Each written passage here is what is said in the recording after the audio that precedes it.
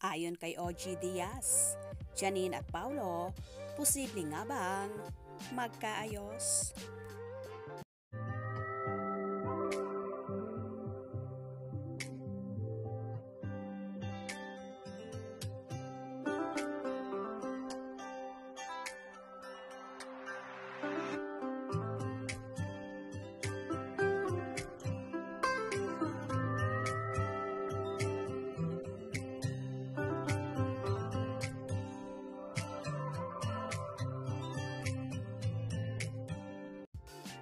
Kung merong ayaw makatrabaho ngayon si Janine Gutierrez, ito ay walang iba kundi ang kanyang ex-boyfriend na si Paulo Avellino.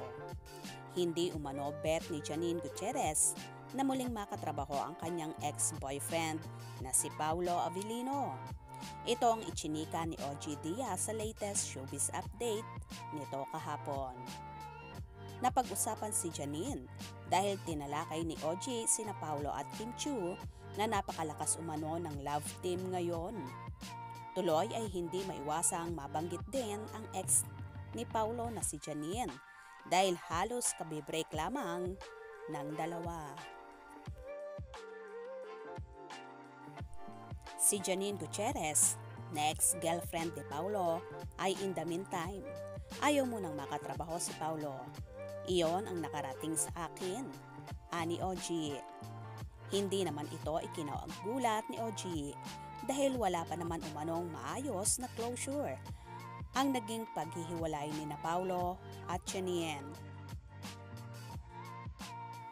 Ganon pa man, naniniwala si OG na one of these days ay maaayos din sina Paulo at Janine, lalo na at iisa lamang sila ng manager.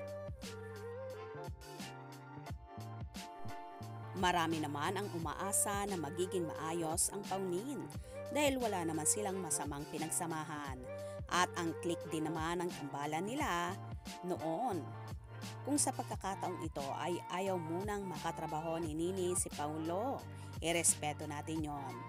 Sigurado, masyado lang siyang nasaktan sa mga pangyayaring dahil umaasa din kasi ang actress na magle-level up ang relasyon nila ng aktor at sa forever na nga, mauuwi ang lahat. Anyway, hindi naman maiwasang madamay si Kemi sa isyu ng hiwalayan ng paunin. Lalo na't malakas nga ang tandem nila at grabe ang mga pakailig nila na marami ang umaasa at naghihinala na sa totohanan na mauuwi ang Kim Pao tandem. No-cover naman at deadma lang si Nini sa mga isyong pinupukol kina Kim at Paulo at mas gusto niyang manahimik at hindi patulan ang mga chikang lumalabas. Well, kung ano pa man ang maging desisyon ni Janine, igalang natin yon at irespeto. Malay naman natin balang araw, magiging maayos din sila ni Paulo after na mga proyekto at tandem ng Kim Pao.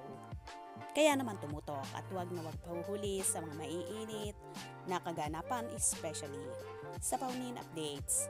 Mga ka-scoop, anong inyong magiging reaction sa bidyong ito? Comment below.